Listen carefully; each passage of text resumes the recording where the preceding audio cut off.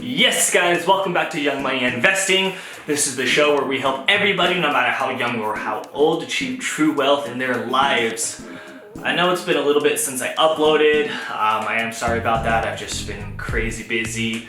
For the past probably like 6 to 8 weeks, I've been working between 50 and 70 hours a week, working on various projects of varying importance, but I just haven't really had the time or the energy to film YouTube videos on top of that.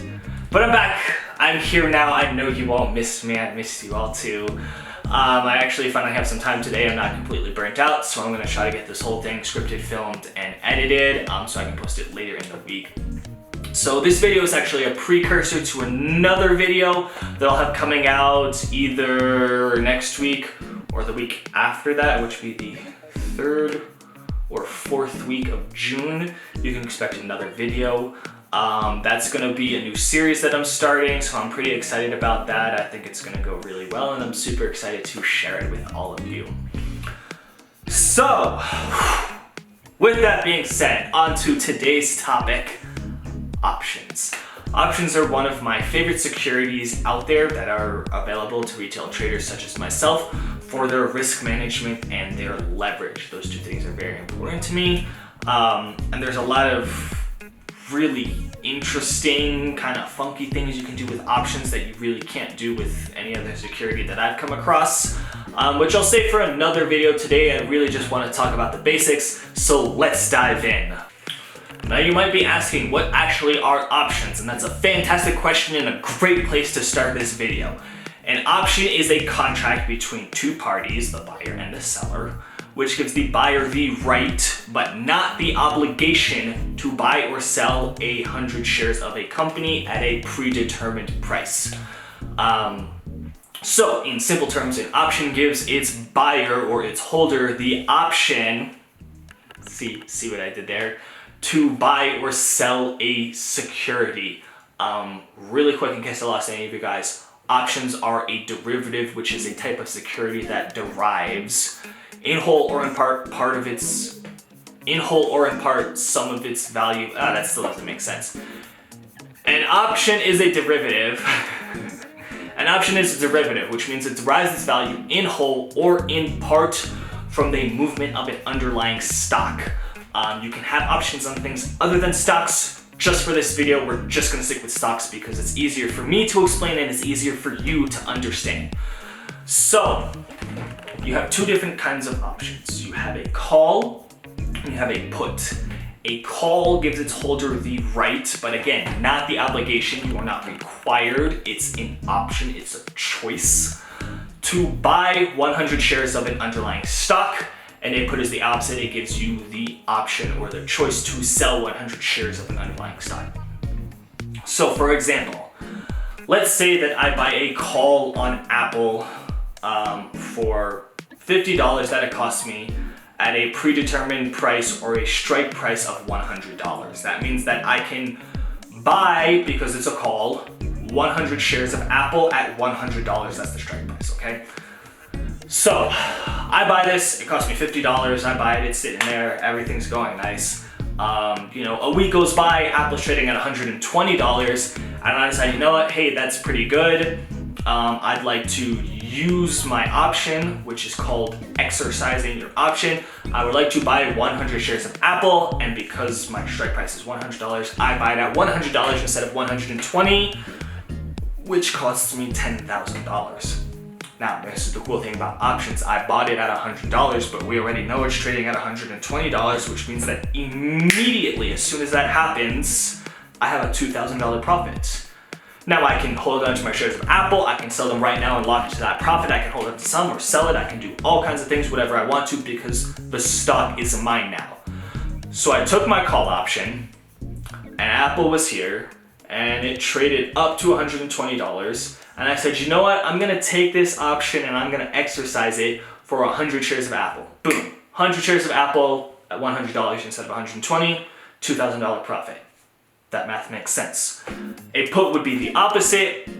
I would buy it, Apple is trading at around 100, it goes down to $80, and I say, hey, you know what?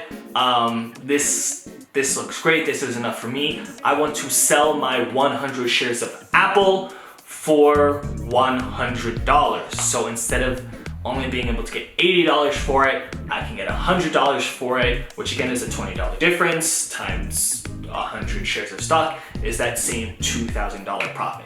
So you can see how options can be useful, but they do have a pretty severe drawback, and this is the thing that kind of catches everybody a little bit off guard. Options have an expiration date.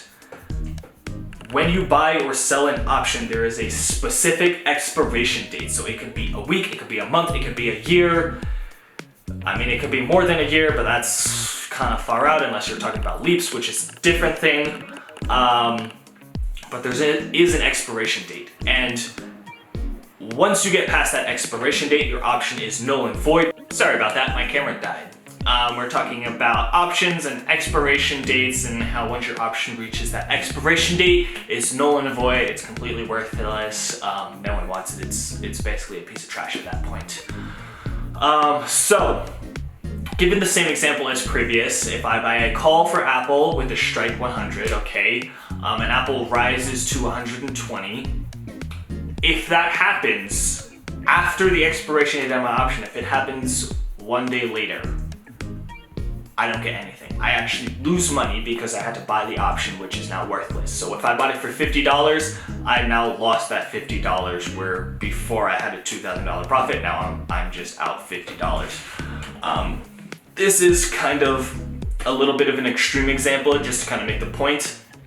But the fact and the way that options actually lose value as they get closer and closer to expiration is known as time decay or theta.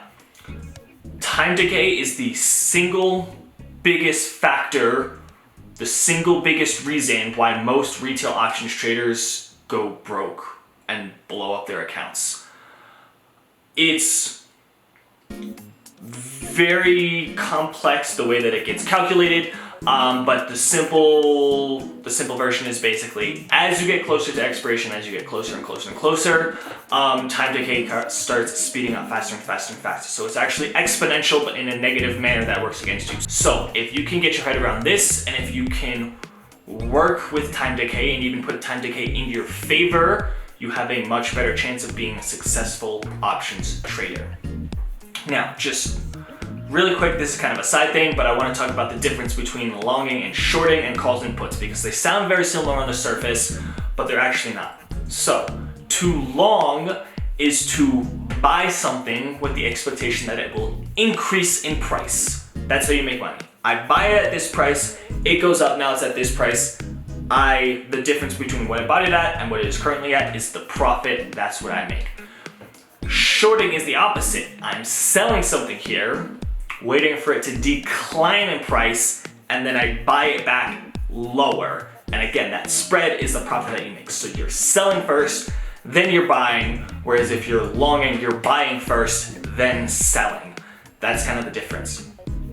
The thing here with options though, and calls and puts, is that even though it's, say, if I buy a put, I might expect the underlying stock to go down, but I still purchased a security with the expectation that it will increase in price, hence I am long. You can be long an option even if you're bearish or you believe that the underlying stock will decline, and normally you would short it. You can instead purchase the put option, which again gives you the right but not the obligation to sell the underlying stock. But that's just kind of an important distinction here, and that incidentally is one of the reasons I love options so much, because you have longing and shorting, and because you have calls and puts, and you can long or short both calls and puts. You can do some really weird, goofy things with options. There's a lot of different strategies that utilize this fact to build risk management and kind of things of that nature into it. So you've got strategies like butterflies, condors, iron condors, you've got spreads, you've got strangles, you've got straddles, you've got all kinds of crazy stuff, which I will save for another video. Like I said, I just kind of wanted to get into the basics here. This was a little bit by the seat of my pants, so if you can't tell, forget I ever said that. And if you can, then thank you for sticking to the end anyway. You guys are the best. Until next time, stay wealthy, my friends. Have a good one.